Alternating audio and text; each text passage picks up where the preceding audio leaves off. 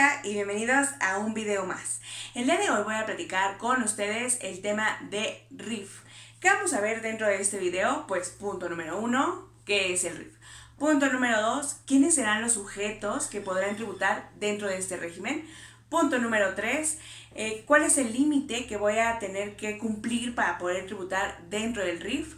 Punto número 4, si tengo más ingresos, podré tributar dentro del RIF. Y punto número 5, ¿cuáles serán mis obligaciones que deberé de cumplir una vez que pertenezca a este régimen? Muy bien, pues vamos a empezar. ¿Qué es el RIF? Pues es el régimen de incorporación fiscal y entró en vigor a partir del 2014, dejando sin efectos a lo que era el régimen intermedio y a los repecos. ¿Qué eran los repecos? Pues era el régimen de pequeños contribuyentes. Ahora, ¿quiénes podrán tributar dentro de este régimen? Pues de acuerdo a la ley del impuesto sobre la renta, en su artículo 111, nos dice que cuáles serán los sujetos que podrán tributar y serán todos aquellos que realicen actividades empresariales, es decir, enajenen bienes o presten servicios. Una cosa muy importante es que los servicios que presten no deben de ser profesionales, es decir, que no deben de tener la obligación de tener un título profesional. ¿Quiénes pueden realizar entonces este tipo de servicios? Digamos, por ejemplo, para la enajenación de bienes, pues sería una tiendita, una papelería, una pollería, una carnicería. Y para para la enajenación, para la prestación de servicios, pues sería un taxista, podría ser un plomero, un herrero, todo lo termina en ero. No, no es cierto. No. Pues todas aquellas personas que prestan sus servicios, pero que no cuentan con un título profesional. Ejemplo, un arquitecto, pues por supuesto no podría pertenecer a este régimen porque tiene un título profesional. ¿Ok? Ahora, vamos a ver cuál es el límite que debo de cumplir para poder tributar dentro de este régimen. Pues no debo de pasar de los 2 millones anuales, ¿ok? Muy importante que tomen esto en cuenta. Si yo paso de esos 2 millones anuales, pues ¿qué va a pasar? Que me van a mandar ahora sí que al régimen general. ¿Por qué? Pues porque ya tengo más ganancia y no estoy respetando el límite que me están poniendo. Ahora, ¿puedo tener más ingresos aparte de los del RIF? Sí puedo tener más ingresos, es decir, puedo estar en otro régimen, es decir, en el régimen de sueldos y salarios, en el régimen de arrendamiento, en el régimen de asimilados a salarios. ¿Quiénes son los asimilados a salarios? Pues aquellos que se les paga por honorarios. ¿Okay? Muy importante. Y algo de verdad también muy, pero muy importante es que no debo de pasar de los 2 millones, es decir, que todos mis ingresos, es decir, si yo trabajo y estoy bajo sueldos y salarios, pero a la vez también tengo una tiendita, no debo de pasar de mi salario y de lo que gano de la tiendita, no debo de pasar de los 2 millones anuales. Ahora sí, ¿cuáles van a ser mis obligaciones que debo de cumplir una vez que me encuentro dentro del RIF? Pues punto número 1, y la que debes de cumplir siempre en todos los regímenes que tú te encuentres, pues debes de estar dada de alta en el RFC, o más bien inscrita en el RFC, que es el Registro Federal de Contribuyentes. ¿Okay? Punto número 2, debes de poder facturar a tus clientes, es decir, siempre y cuando ellos lo soliciten. O sea, no es que es obligatorio que siempre estés facturando, no, siempre y cuando el cliente lo solicite, así lo solicite y tú puedas facturar. Y algo muy importante es que cuando se trata de una ganancia de 250 pesos, no estás obligado a emitir una factura. ¿Ok? Ahora, esto no es una obligación, pero es como un tip que yo les puedo dar, que puede ser que siempre, para que pueda ser más fácil tu contabilidad, o más bien presentar tu declaración, eso también debe de ser, eso es una obligación, por supuesto, presentar tu declaración, pero antes de pasar a eso, vamos a este tip que les estoy dando. Siempre muy importante, ya sea en una hoja Excel o en donde ustedes quieran, llevar siempre su contabilidad. O sea, es decir, cuánto tuve de ingresos y cuánto tuve de deducciones. ¿Para qué? Para que en el momento de yo presentar mi declaración, pues no ande corriendo de, ay, cuánto facturé y cuánto gasté y no. O sea, siempre uno debe de llevar como ese control. No es obligación, pero es un control y un tip que les paso, ¿no? Ok, entonces otra obligación, pues como ya dije, sería presentar tu declaración bimestral, ¿ok? ¿ok? Muy importante, lo vamos a presentar a más tardar a los 17 días del mes de marzo, de mayo, de julio, de septiembre, de noviembre y de enero, ¿ok?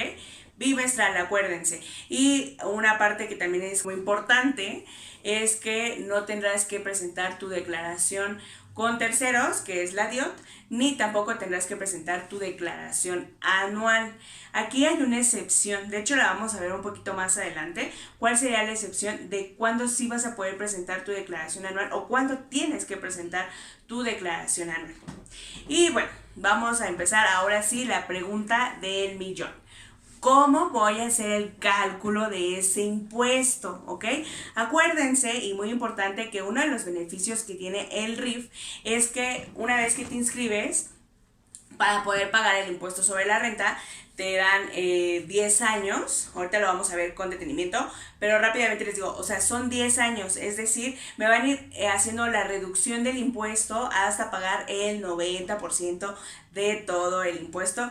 De hecho, lo vamos a ver ahorita con una tablita, que de hecho esa tabla la encontramos del mismo modo en el artículo que les estoy mencionando, que es el 111 de la Ley del Impuesto sobre la Renta, y vamos a ir viendo cómo vamos a poder hacer ese cálculo para ir ahora sí que haciendo esa reducción que nos está también poniendo la ley y que es como en beneficio para ustedes, porque si bien saben, el primer año no se va a pagar el impuesto sobre la renta.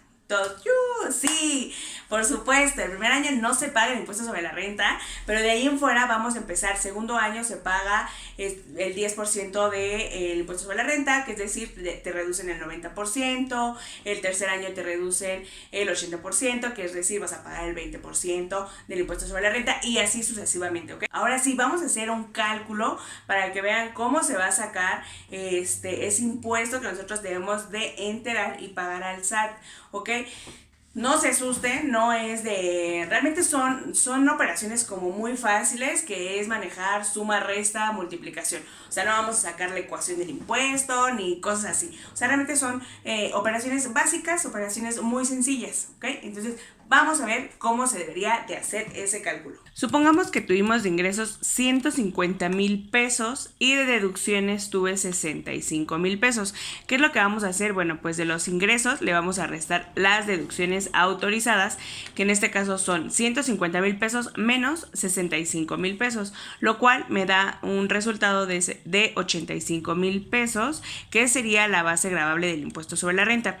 Hay que distinguir aquí entre lo que son las deducciones autorizadas y las deducciones personales, ¿ok? Ya que no son lo mismo. Las deducciones autorizadas, que serían en este caso para lo del RIF, son aquellas deducciones o aquellos gastos que tú realizaste por tu trabajo, es decir, la compra de mercancía, la compra de algún mueble para tu negocio, o sea, todo lo que sea por tu trabajo es lo que sería la deducción autorizada. Ahora vamos a continuar. Ya que tuvimos el resultado de la base gravable, vamos a buscar en la tabla los 85,000 pesos, ¿ok?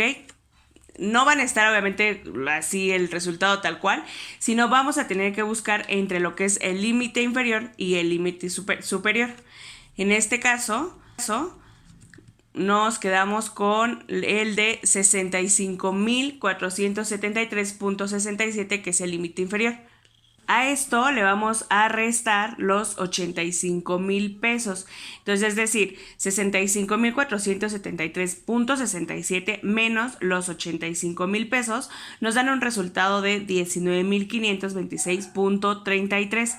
Ahora, aplicaremos el porcentaje, que en este caso sería el 30%. Del mismo modo, lo vamos a encontrar dentro de la tabla, ¿ok? De esto nos va a dar un resultado de 5,857.89, que es nuestro impuesto marginal. A este impuesto marginal le vamos a sumar la cuota fija. Del mismo modo vamos a encontrarlo en la tabla, que sería 12,283.90. A eso nos va a dar un resultado de 18,141.79. Ahora sí, ya con este resultado que tenemos, vamos a hacer el ejercicio de la reducción que les había platicado antes con la tabla que también les había comentado que encontramos en el artículo 111 de la Ley del Impuesto sobre la Renta. Ok, vamos a hacer el ejercicio juntos. Vamos a tomar la cantidad, la primera, bueno, la que ya sacamos del impuesto a pagar, que son los 18,141.79. Como podemos ver en la tabla, va a haber la reducción del impuesto sobre la renta, como ya lo habíamos dicho, de un 100% hasta un 10% del primer año hasta los 10 años. Entonces, por lo tanto, el primer año, que sería el 100%, pues no vamos a pagar nada. El segundo año ya sería la reducción del 90%, es decir, solamente vamos a pagar el 10% del impuesto. Entonces tomamos la cantidad de 18,141.79 menos el 90%, nos da la cantidad de 1,814.17. El tercer año sería igual, del mismo modo, sería los 18,141.79 menos el 80%, nos da la cantidad de 3,628.39. Cuarto año va a ser la reducción del 70%. Del mismo modo serían los 18,141.79 menos el 70%, sería la cantidad de 5,442.53. Quinto año vamos a tener la reducción del 60%. Del mismo modo, vamos a restar 18,141.79 menos el 60%. Tenemos una cantidad de 7,256.71. Sexto año tenemos la reducción del 50%. Igual, del mismo modo, tomamos los 18,141.79 menos el 50%, son 9,070.89. Séptimo año sería el 40%. Igual tomamos los 18,141.79 menos el 40%, nos da la cantidad de 10,885.07. Octavo año es el 30%. Igual tomamos la cantidad de 18,141.79 menos el 30%, nos da la cantidad de 12,699.25. Noveno año sería el 20%. Igual tomamos la cantidad de 18,141.79 menos el 20%, nos da la cantidad de 14,513.43. Y finalmente el décimo año va a ser la reducción del 10%. Tomamos la cantidad de 18,141.79 menos el 10%, nos da la cantidad de 16,327.65. Ahora bien, el IVA también deberá de pagarse, también es un impuesto que debemos de enterar. Vamos a hacer un cálculo igual del mismo modo para que veamos cómo se pagaría el IVA. Supongamos que tuvimos un ingreso bimestral de 250,000 pesos. A esos 250,000 pesos vamos a multiplicarlos por el 16%, que es la tasa del IVA. Nos va a dar una cantidad de 40,000 pesos que vamos a considerar como el IVA trasladado. Y supongamos que tuvimos deducciones por 120,000 pesos, del mismo modo lo vamos a multiplicar por el 16% y nos va a dar la cantidad de 19,200, lo cual será el IVA acreditable.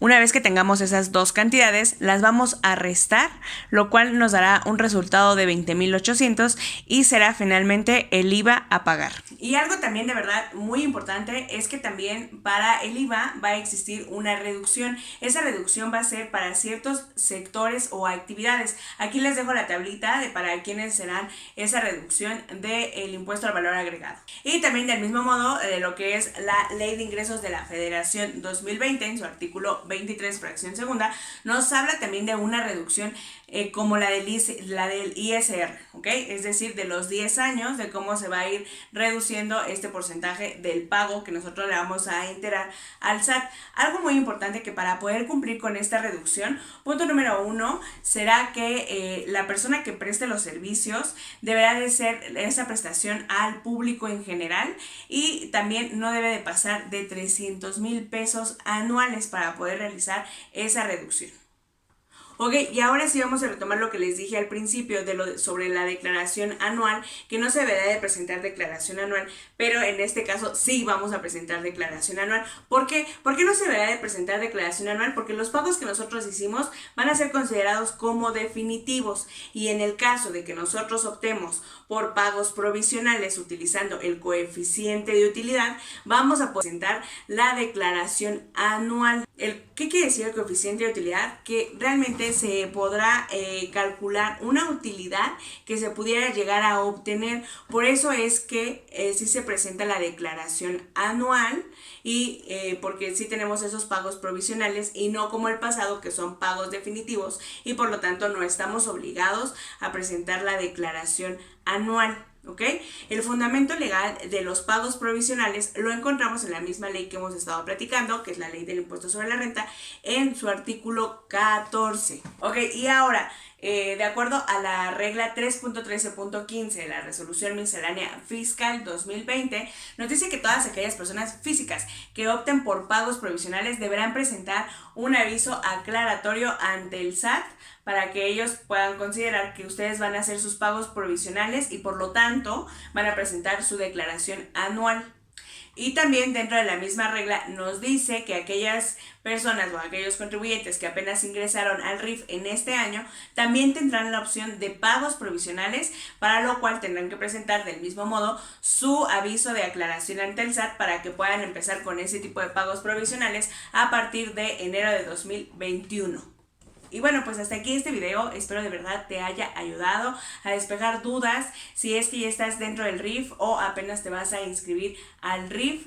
De todos modos, si tienes alguna duda o algún comentario específico, ya sabes que no dudes en escribirme al correo que aparece aquí abajo, o déjame tus comentarios en la cajita de comentarios. Sígueme en mis redes sociales, no te olvides de suscribir y dale like. Muchísimas gracias, y como siempre te deseo muchísimo, pero muchísimo éxito. Gracias.